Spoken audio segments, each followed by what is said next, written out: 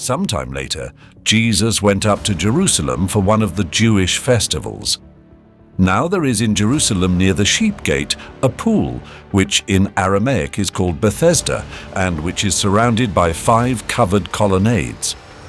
Here a great number of disabled people used to lie, the blind, the lame, the paralyzed. One who was there had been an invalid for 38 years. When Jesus saw him lying there, and learned that he had been in this condition for a long time, he asked him, "Do you want to get well?" "Sir," the invalid replied, "I have no one to help me into the pool when the water is stirred. While I'm trying to get in, someone else goes down ahead of me." Then Jesus said to him, "Get up, pick up your mat and walk." At once the man was cured. He picked up his mat and walked. The day on which this took place was a Sabbath, and so the Jewish leaders said to the man who had been healed, "It is the Sabbath. The law forbids you to carry your mat." But he replied, "The man who made me well said to me, 'Pick up your mat and walk.'"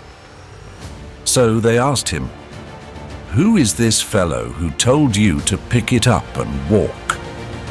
The man who was healed had no idea who it was, for Jesus had slipped away into the crowd that was there.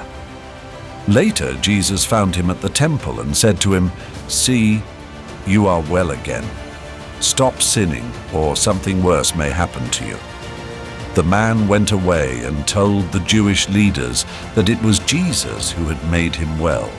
So, because Jesus was doing these things on the Sabbath, the Jewish leaders began to persecute him.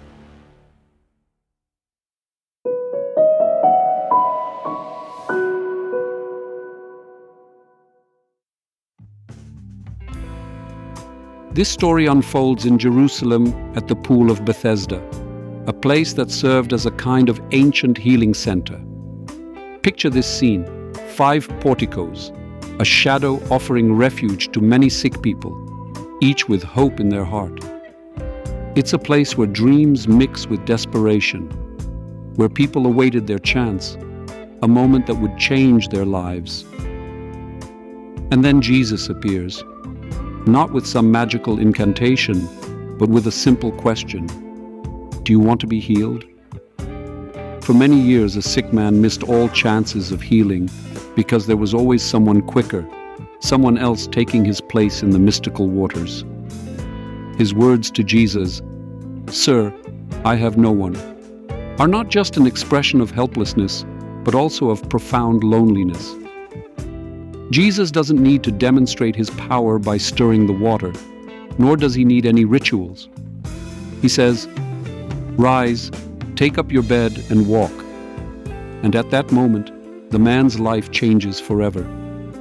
He is healed not only physically, but receives something more: affirmation that he is not alone, that there is someone who hears his cry.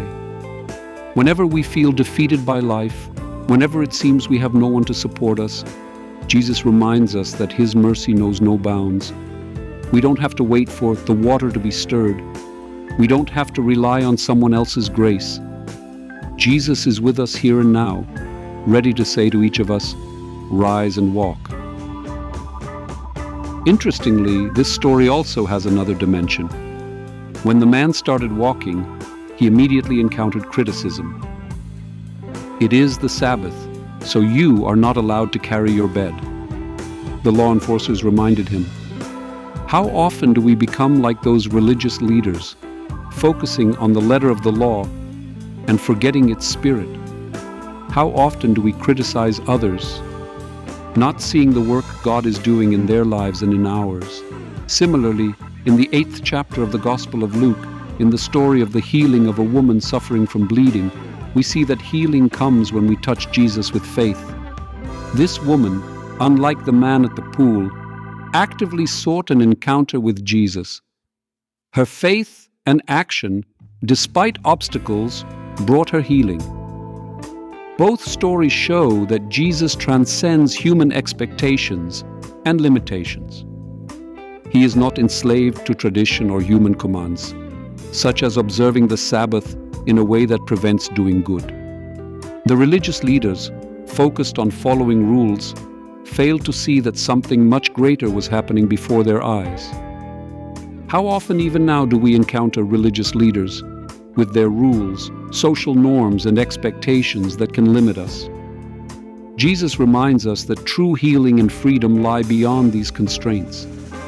He encourages us to answer the question, do I really want to be healed?